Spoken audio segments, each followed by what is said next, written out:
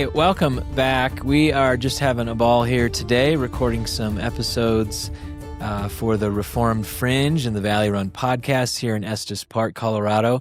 The wind has dialed down a little for a minute there. I thought we were going to fly away. No, we had some I don't know. There was a big gust behind us. I know. The moment we talk about the Spirit, it just starts to blow really, really hard. Absolutely. This episode, and it's something I've been interested in, but actually we have a young adults ministry here at Rocky, and a question came up the other night at my house in regards to what's up with the dragon, where did it come from, the origins of the dragon.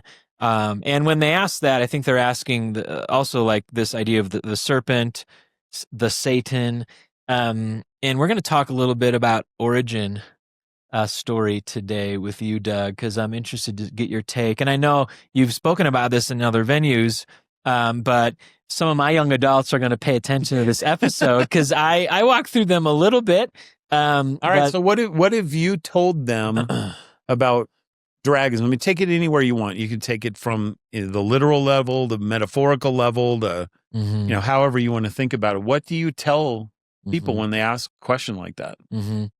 I think the main question that they had was in reading the Genesis account when it talked about the serpent being there. One individual brought up the question of, well, can that be interpreted as the dragon mentioned in other parts of Scripture? I'm glad that they're asking questions like that. Yeah, me too. And so we talked a little bit about that because there's multiple instances in Scripture where that's used. You and I were just talking about this account in Job. Yeah. At the end of all of it, where God finally has something to say, and he apparently knows everything about dragons and in that case, sea creatures. Yeah, in that case, you have you have Leviathan. Leviathan. I'll talk about Leviathan. So, do you think that? Before we get to that, do you think that that's a real creature? I have no reason not to. That's kind of the way I am too. Well, and we did a little bit of an episode on touching on the Transfiguration a little bit in geography, but maybe the ancients believed that there were ancient dragons, leviathans. Right. I mean, it's in folklore in different cultures, right? Great point. All over the place and China, for crying out loud, it's like the national symbol. Everywhere. And I don't... Nessie? Exactly, man. That right there solves that's the answer to it. We all know that Nessie is real. That's right. Because you could just say, well, does the serpent or the Satan have characteristics like a dragon? Like a dragon, right? I mean, that's what a lot of people are going to want to say is that, no, it's not a real thing. And it's a metaphor to talk about a real entity, Satan. Yeah. I think a lot of conservatives would say that. But when I think about Job, that section of Job, it's like, well, he's just described like a horse and lions. He's described all these real animals. Yeah. And then why? I mean, I get it that we can't wrap our brains around, or at least some people can't wrap their brains around the fact that you could have a behemoth that's real and a Leviathan is real. And I also understand that, yes, Behemoth and Leviathan are used metaphorically. There's no doubt about that. But we're like literal, metaphorical. Like, I don't understand that. It doesn't make a lot of sense to me because the whole point of the argument is, hey, Job, look at this creature I made. Look at this creature I made. And it's supposed to humble him, right? And then the apex of that humility becomes, well, it doesn't really exist anyway. Right. And maybe what actually humbled him was getting to the pinnacle of the Leviathan. Right. Exactly. Like we worked through like the house cat and, the tamer animals to this idea that, man, above all things, they're in this. Yeah. Leviathan. Yeah. And so I'm with you there. I think logically there's every reason to believe that it was real. Just like logically, I have every reason to believe that all sorts of dinosaurs existed. Now we have some that are fossilized that way, right? Right. But how is that much different? I don't think it, I don't have a problem personally, I'm not necessarily a young Earth guy, but I tend to think that dinosaurs walked with people. Yeah. I mean, I think there's a lot of good reasons that young Earth creationists Yeah. that they've shown that, like we have footprints of dinosaurs with humans in the same beds in Texas. Well, I took my kids outside of Moab 2 years ago. We went to this place. It's a national forest, but you can walk where dinosaur prints were, and not too far from them are actual human footprints. So, and right. They say it's aged at the same time. It's interesting, compelling, but why not? Why not? That's what I say too. So we're kind of both in agreement, I guess, that the at least the real creature root of whatever the dragon became was a real thing. And there could have even been flying dragons for all I know. I'll tell you something. I've been writing with Judd Burton on this Serpent Mound thing. And I have never experienced anything like this with any book I've ever done. And except this book. And every time I was trying to write it, I'm finally finished with my part of it. I'm telling you, I would go to sleep. I could not think. I had this lethargy.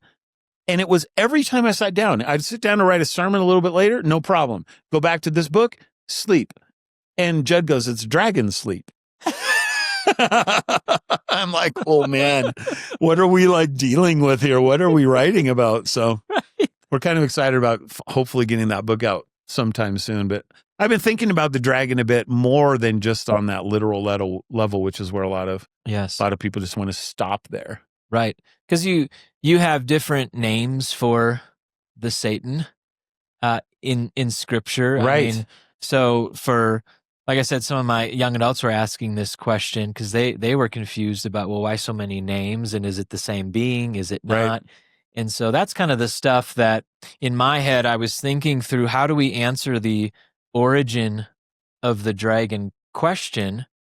Could it be that it's the same entity that entered the scene in the garden, that was there in the garden?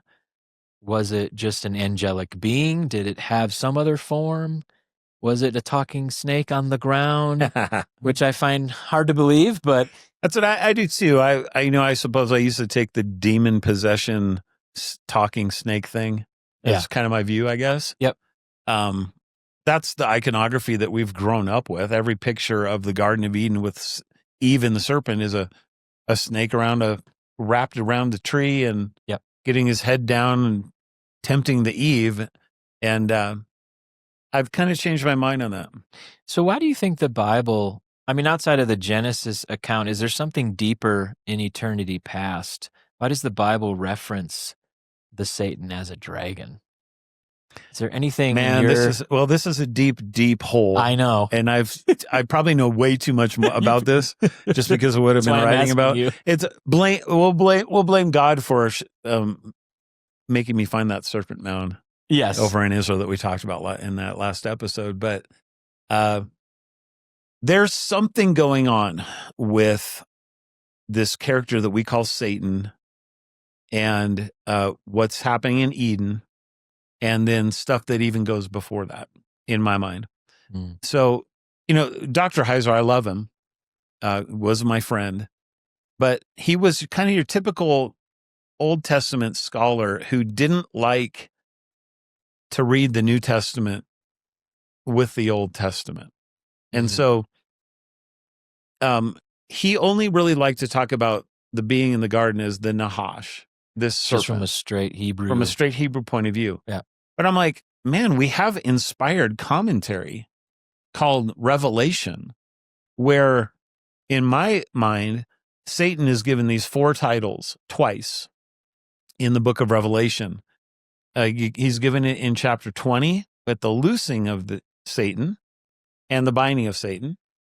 And then he's given it in chapter 12, right in the very center of the book structure, where he is called Satan and the devil and the dragon. The great red dragon, yeah. And the serpent. So the serpent, that connects him straight to the Garden of Eden. Yes. Right? The Satan, in my mind, connects him somehow to the Old Testament figure that Old Testament scholars like Heiser would call the Satan of Job, the guy who goes and tempts, the God causes to tempt Job, right, in that story. I don't have a problem believing that figure is Satan. Whereas he was like, no, it's not. I'm like, well, John gives him that name, so I don't have a problem with that. But it also connects him to this figure called Leviathan. And so are they all the same thing? And I don't know. I don't think that they're identical, but I think that there's overlap in the supernatural realm with them. Okay. So if we were to take like Isaiah 27:1, and turn to that real quick here. Yep. This is the root of where John is getting the dragon from. So this is at the end of like 3 chapters of oracles against the nations and also against the gods of the nations. And it concludes with this: in that day, the Lord with his hard and great and strong sword will punish Leviathan, the fleeing serpent. So here you have Leviathan and serpent connected together, which is what John's doing. Leviathan, the twisting serpent, and he will slay the dragon that's in the sea. So you've got Leviathan, serpent, dragon, all that imagery that you're getting in Revelation 12 is somehow connected to this figure in the Garden of Eden. It's interesting. What are those connections?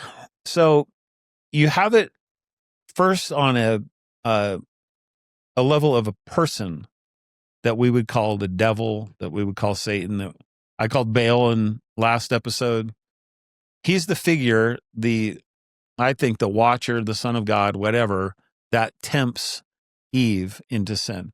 But what Heiser showed, and he was getting, everything he got was from other scholars. He didn't make anything up. Right. But he goes and he talks about how the word Nahash that's used in Genesis 3:1 it can do triple duty. So it can do the duty of, as a noun, a serpent, but as an adjective, so if it stands as a substantival adjective, it can be a shining one. Yes. Well, that's the language given to the watchers, these shining heavenly beings. And as a verb, it actually means divination. Hallel, right? It's the shining one. And I think in Isaiah, it talks about the shining one wanting to exalt himself over the other stars. Yes. On the mountain, on the Yes. cosmic mountain. Interesting.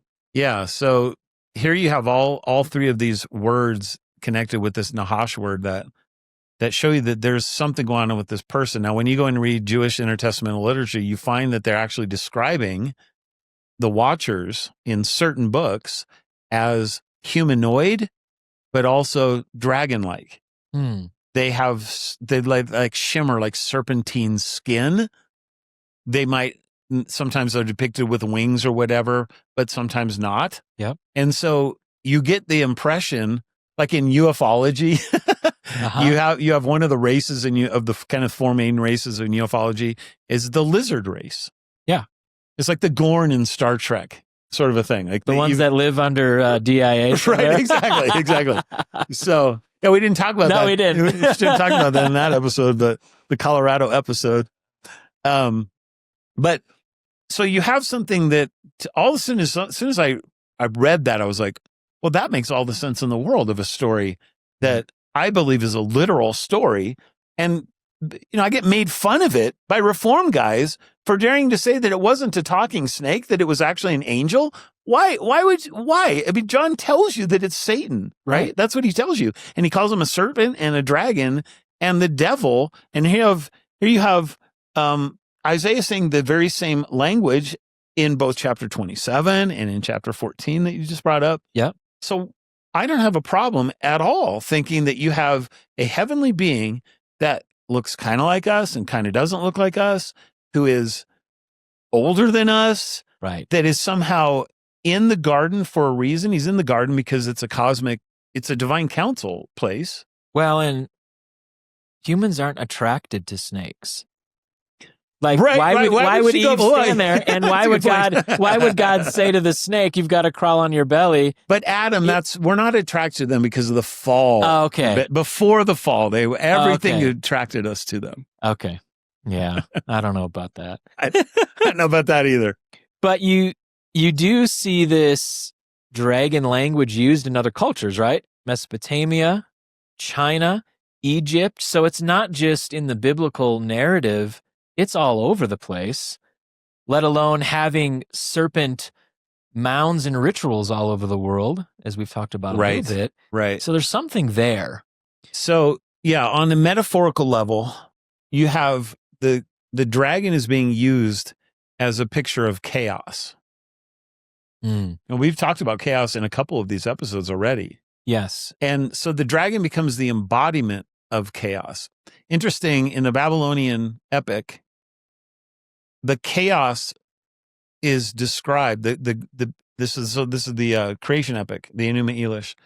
It's described as a dragon that Marduk has to slay, and that dragon is called Tiamat. Is Lotan? Well, Lotan is Canaanite. Lotan is Canaanite, right? This is Babylonian. Okay. Lotan is related to Leviathan etymologically. Tiamat is related to the Tehom of Genesis 1-2. So what the Bible does is, instead of personifying chaos as a dragon monster, it puts the dragon in the garden with the woman. The chaos becomes this creature in the garden, whereas it's like depersonified in Genesis 1-2, whereas in the Babylonian way of telling the story, it's a monster that has to be destroyed. Yeah. Yeah. So in the Bible, the Tehom is just the deep. Okay. Right. Right. And now the deep is still a place of chaos, but it's not this great giant chaos dragon monster. So did chaos exist outside of Eden? Like, is this where the dragon came from and allowed to enter Eden? That's a great question. What do you think about that? Boy. Well, I mean, a question would be, I know a question someone would ask is, well, why would God allow someone into his Eden that's going to deceive his image bearers? Like, where did he come from if he was physically present? I don't think it was like astro projecting or anything like that. Probably not. I don't know. Maybe. I don't know. But he was there. He was there. There was physical elements there. Take the apple, eat it. There was conversations. There was cognitive back and forth. Right. Movements. So it's very physical. Almost like an eye-to-eye conversation. Right. Right? And so, where did he come from? So we know that the God creates the earth, and we know that he creates Eden as a garden, a special walled-off area that has a gate. Mm-hmm.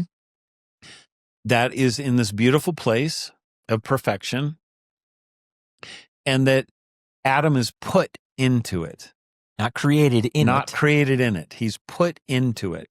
So you get the picture that you have this little, there's a Star Trek episode where, Star Trek Next Gen episode where there's this all omnipotent being who just lives in this one tiny little area of this massive wasteland planet.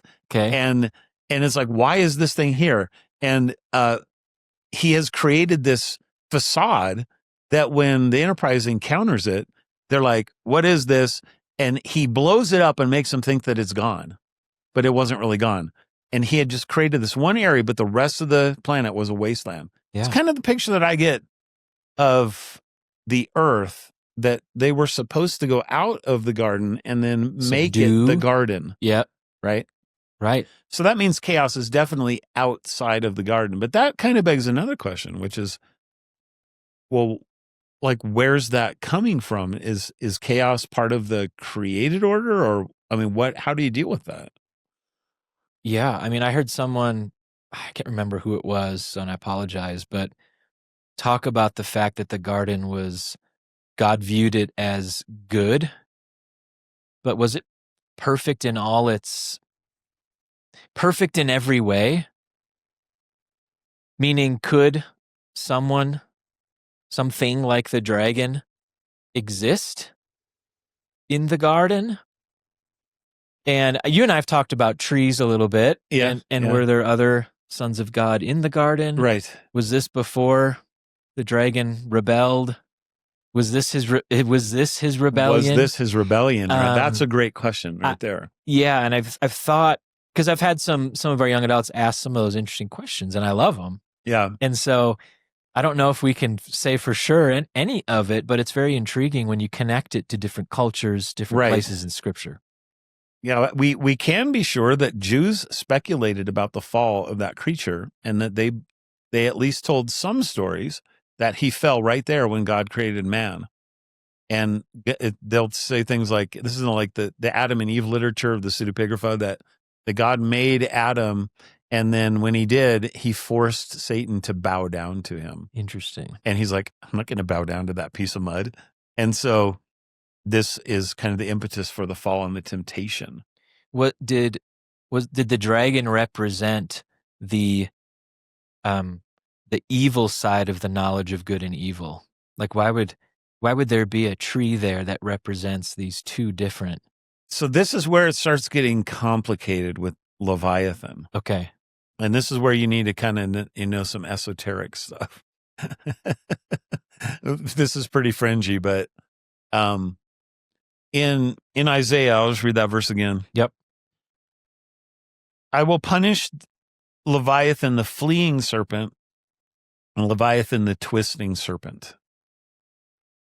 Now, the way that reads is there's one serpent, and he's both twisting and fleeing. Okay. But there were rabbis who read that as Leviathan the straight and Leviathan the crooked, and two different Leviathans, and one is male and one is female. And I think what they're doing is they're representing an esoteric, almost occult view of something that's beyond the supernatural person that we're talking about, and actually going to the created order itself. And I think that this was represented at the Serpent Mound complex, where Leviathan the straight is the serpent, and Leviathan the crooked is the circle. One is an Ouroboros eating its own tail. Yep. And that Ouroboros eating its tail is described as Leviathan, and that's in the Egyptian. ancient world. Is that Egyptian? No, it's worldwide.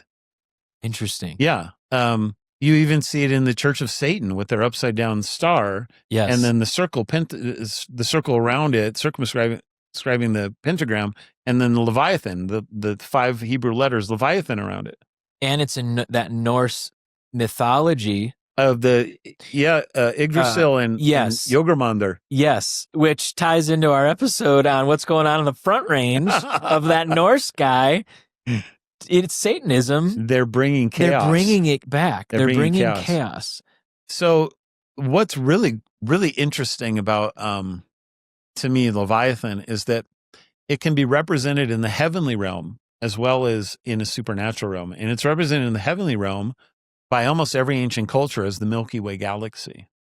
The Milky Way is viewed as a serpent eating its tail. It's an Ouroboros. Yeah. And so a serpent eating its tail is by definition Leviathan. That's what it is. So somehow they're viewing everything that takes place up in heaven as chaos. Wow. And yet earth in its proper order is created as it's tethered to chaos, according to the way that, as Christians, God has set the order of the earth in its natural laws to rotate around a fixed axis, to give us seasons, to give us time. That's order. The darkness can't consume the light. Darkness can't consume it. And the darkness is out there. That's the Leviathan monster. And then this becomes something that, these ancient peoples in Bashan create this complex to sort of keep chaos at bay And Yes. I think that what they're doing is they're summoning the dragon. Hmm. And they're thinking of the dragon as the good guy, but he's not the good guy. Right. The Bible is now personifying the dragon as the chaos, not the creation itself. And Creation is good. It's being created and formed exactly the way God wants it. And there's this creature that comes in who has fallen into sin. Now, as Calvinists, this is not an accident. right. So there's none of that in our way of thinking. God had this whole thing predestined and planned out before the creation of the world. Right. Also that he could glorify himself, especially through sending Jesus and ultimately defeating the chaos monster. Which helps us explain the problem of evil. Yeah, exactly. Right. Exactly. That's interesting. So the dragon's an attractive entity, though. Right. Right. And that's why, and it seems like it's cyclical throughout the ages, that there's new forms of dragon-like attraction. I think in First John, as I've been preaching through it, he talks about the spirit of the Antichrist, Mhm. where he's not talking about one singular figure. He Right. does make mention of it in a future aspect, but he's warning against the spirits of the Antichrist through the ages through false teaching, Right. mainly that Christ wasn't the incarnate Son of God. Do you find in looking at the dragon that way that there is some sort of cycle of his influence, as opposed to, okay, there was a dragon in the garden and we're going to see a dragon in Revelation and it's the same dragon? Is the dragon, does it symbolize these cycles of rebellion, introducing new forms of chaos, or is it the same play that's been going on since the garden? Yeah. In some ways, it is the same play, I think. I think you can look at it cyclically in a manner of culture. So one culture, it may not be at play, and in another culture, it may be. This is one of the problems with the dispensationalism I grew up with. Yeah. That it's so myopic in the way that it views eschatology as only coming through my North American 21st century worldview. It's like no other cultures are taken into consideration when they're thinking about the end of the world. Yeah. So, the dragon never goes away in China, whereas today it's rearing its head in the Front Range that we're talking about, whereas 50 years ago, that wasn't the case. Yeah. So, yeah, it is cyclical in that way. I also think it's probably cyclical in the pattern, in the way that God actually created the heavenly order. And especially with this thing called the Great Year that I've talked about with people before. We've talked about that a little bit off, Yes. in other contexts, that an age, according to this Great Year, the Great Year is for people who don't know, again, it's a solar year is how long it takes the Earth to go around the sun. The Great Year is how long it takes the Earth to wobble on its axis. And so the Earth it's not perfectly north-south facing, it's at a tilt. Mm-hmm. Right? So it's like if the Earth is spinning around, that tilt is like a top. The axis is like the top of the top that is slowing down. And when a top slows down, that axis starts to go like this. Interesting. And so it takes one rotation to go back 360 degrees is called the Great Year. And it takes 25,890 years or something like that for that to happen. They then divide that into 12, and that's how you get an age according to the ancient Greeks. And an age would last roughly 2,000 years, a little over that. And those ages are corresponding to how the sun rises on the summer solstice in certain constellations. It just changes because of that tilt of the Earth. It's pointing at a different constellation over the course of that Great Year. Is that where China gets like the terminology of like the Year of the Dragon? It's based on? It could be celestial rotation and different it could things be. like I don't. that? Yeah, China's too much of a mystery to me to know if they understood this concept or not. Yeah. So let me ask you another question. Coming out of Eden. Yeah. So I've had questions from folks where it's like, well, God allows the serpent to roam the earth looking for someone to devour. And the second question they would ask based on that statement is, well, where is the dragon, the serpent now? What is this? Is he physically somewhere? Is he still allowed? Yeah, is he so bound? that's how I think did Christ bind him? Okay, so there's two questions there. The first one is, you can't go too fast on me. I know, I dominoes, I told you. But there's two. So the first one is, this is why it's important to distinguish between a person called Satan that is the embodiment of chaos and then chaos itself. So where is chaos? It's anywhere outside of Eden. That's chaos. But there can also be a figure or multiple figures that act as chaos that bring chaos to any particular place. Any particular place. It could be the Front Range of Colorado. So it could principalities. It could be a church. Things like that. Right? Yeah. There's just chaos comes when the gospel is not proclaimed. Yeah. That's just a truism of the world. Right. Now, that's a different question from, is Satan bound today? Yeah. That's a great question. I have wrestled with, right? It's the strong man, it's this, did Christ in his coming put a finality to the ability for the dragon to roam or the Satan to roam? And is he bundled in those that'll be released? So if you had to label your eschatology, what would you call yourself? Oh, man. Well, over the last, I would say, so I was in the Christian Missionary Alliance before this, now in the E-Free, which on paper, they're all premillennial. They've changed their language to, in their doctrinal statements, to imminent return. So they no longer use premillennial that's interesting as a term. I'm probably more amillennial, and I want to live like a post-millennial. So you're an optimistic amillennialist. I think so. It's funny that they changed that language. We talked an episode or two ago about the evangelicalism. Yes. So Denver Seminary, was started right at that same time, like late 50s. And one of those pillars of evangelicalism was premillennialism. Oh, DTS, Moody. Absolutely. They're all kind of right in that same stream, right? And so it's funny. I had two professors, and I don't know if they've changed their doctrinal statement or not, but every year they had to sign a statement that they were premillennialists. Yep.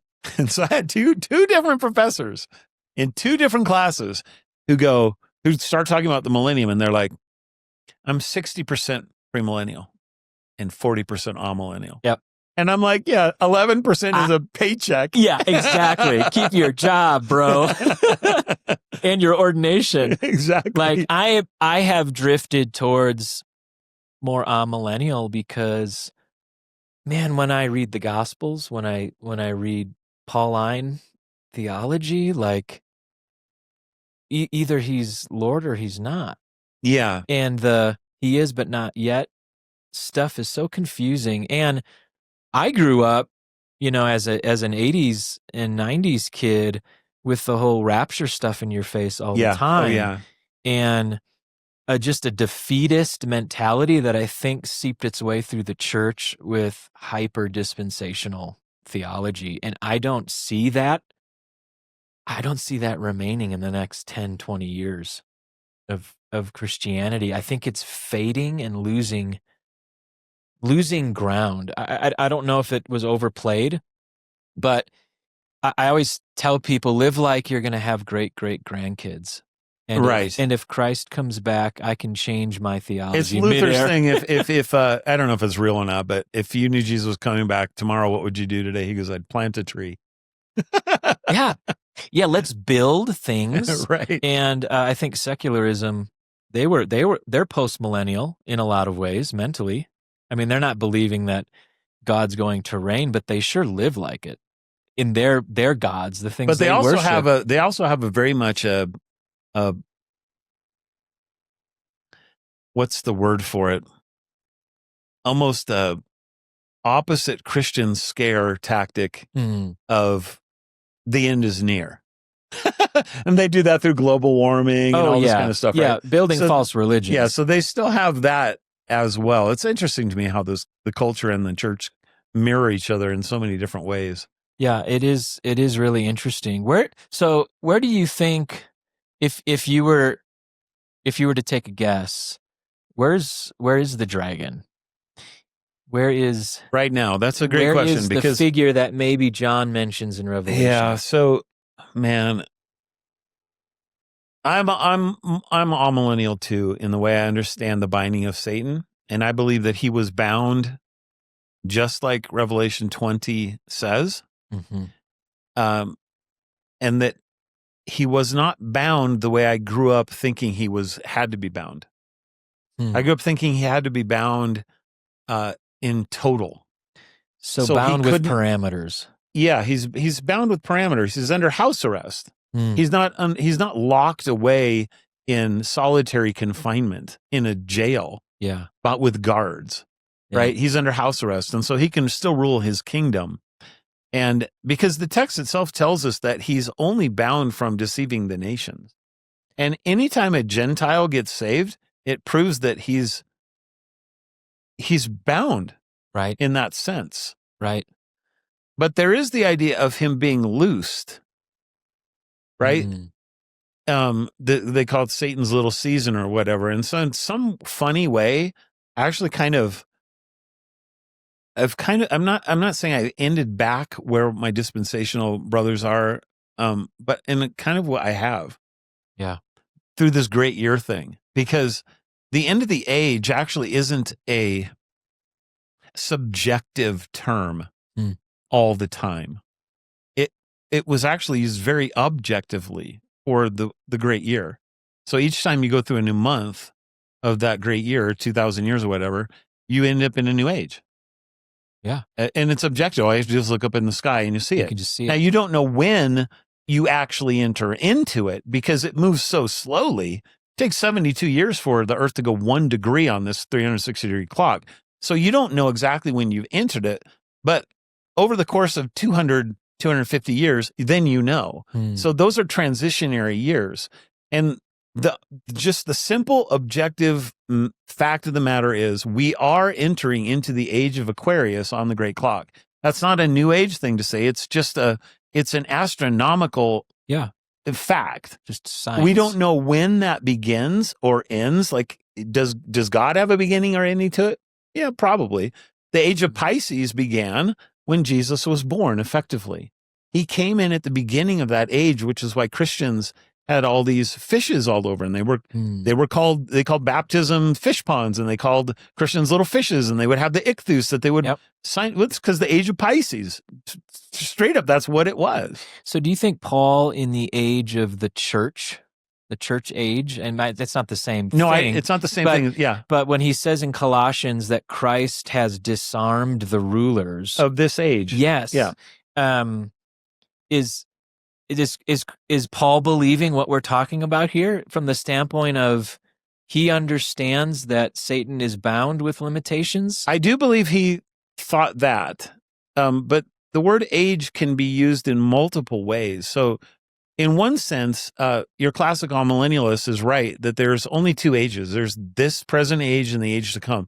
The present age really began in the Garden of Eden, and it ends at the second coming. The age to come begins, properly speaking, at Jesus's death and resurrection and ascension and Pentecost, and then it goes on for eternity. So there is an overlap between the ages, but I'm not convinced that the New Testament always uses age that way, because sometimes he'll talk about multiple ages past. Yes. Well, how can you have only two ages and then also have multiple ages? Well, because they're using the terminology differently. Interesting. And so if we're entering into the weirdest thing about Aquarius is that it's actually on the great year, it's January. It's not May, it's not September, it's January. And so when you enter into that, you're entering into a new great year. We're actually at the precipice of the beginning of the new 26,000 year cycle. And that's like crazy weird timing to me, because all these things that are happening, it makes me wonder, Satan has to be loosed at some point in time. Yeah. And is that something that's just going to happen instantaneously with the dragon? or is it something that can take place over a course of a Permeates. couple hundred It's not years? just 7 years. Yeah, exactly. It instills itself into civilizations. Interesting. And God lets that darkness grow until that final climactic moment. So Satan can still be bound but influential. I think so. Yeah. Right? Yeah. Because people still are being saved. So in that sense, he's still bound. But does the loosing of Satan preclude still the saving of people? I mean, he goes and he fights against the church. But if nobody can be saved, how can there be a church? Right. So, right. Yeah. I mean, you're working on deeper levels here than just strict Hal Lindsey literalism of reading Revelation. Right. Right. And we need to be cautious with maybe how we teach that. And yeah. And so where is Satan today? That's the question you asked. And I'm like, well, I think that Satan is no longer allowed in heaven. And so he roams around the earth doing whatever he wants to do. So where is he right now? I just hope he's not right here. Exactly. But even if he was, it doesn't matter because I have the power we of have Jesus. the Spirit. Yeah, absolutely. That's right. That's right. Well, it's an interesting conversation, just thinking through the origins of evil, the origins of the dragon, the serpent. Yeah, it's so important. I mean, you can conclude the way you want to, but I'll finish kind of my thought here, which is that chaos is always defeated by God.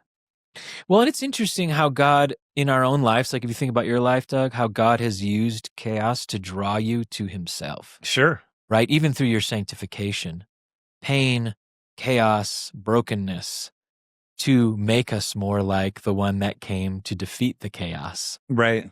And I can't not but preach Christ's victory in Matthew 28, where he says, hey, all authority has been given to me in heaven and on earth. Like, it's happened. Exactly. He's seated, and we're seated with him in the heavenlies, and our identity, our salvation is sealed by the Spirit. And so we don't have to be afraid of the dragon and his schemes, but we should be aware. We should be thinking. We should be looking, hearing, listening, reading, and helping our people navigate the times they live in. Yeah, that the creation epic of Enuma Elish with Marduk, the god who defeats chaos. One of the things that drove Lewis to Christianity, and I mentioned that earlier today. I don't remember which episode it was because they're all bleeding into each other. But he talks about how Christianity is the true myth. But he also said we should expect, therefore, to find remnants of the true myth in all of the world's religions. So I think about the chaos monster being defeated by Marduk, and that's a memory that is embedded. It's a prophetic memory embedded in the culture of Babylon. Yes. That they don't understand is actually pointing them to Jesus, who is the one who actually defeated the chaos monster at the cross in a legal sense. So that's the legal bringing of the covenant. And then the final ultimate sense of the new covenant and the eschaton is when he comes at the second coming to completely defeat evil, chaos, disorder, all of these things that we look forward to.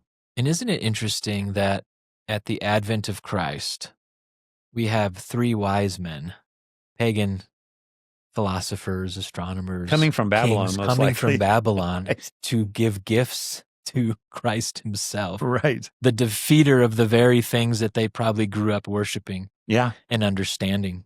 Yep. It's a submission of that whole worldview and bondage of the dragon. And so I think it's just a cool topic to think through. Thanks for fielding my questions and some of the rabbit trails. Man. Yeah, I mean, I love thinking about these kinds of things. I know you do. This is kind of why we started the Fringe, and I'm glad that I was able to come on your podcast and kind of talk to some of your people, and thanks. Hopefully they don't, they'll let me back in and we can talk about something else in another conference in the future. But absolutely. Well, thank you, Doug, for joining me today. I really appreciate your time. We'll be praying for your church and finding a new location, and we'll keep doing a good job up here at Rocky the best we can, preaching the gospel. And what a joy. Absolutely. To hang. Yeah, you're up here in Estes Park, Adam Dudek, and I'm down in the flat lands where it's not quite as windy as it is up here today. So come and join us at our churches. If you're ever in the neighborhood, we'd love to have you. And, I want to mention the reformfringe.com one more time, that you can go there and, be part of the community that talks about these kinds of weird things from a reform perspective. And, it doesn't matter if you're reformed or not, as long as you're not hostile to reformed theology, because we just don't want people going in there and just causing trouble over things that we want this to be a place where you can talk about these kinds of topics, and do it from a place of doctrine that's kind of already settled. We know there's a million other places you can go and argue about Arminianism and Calvinism, and we just don't want that to be what this particular place is about.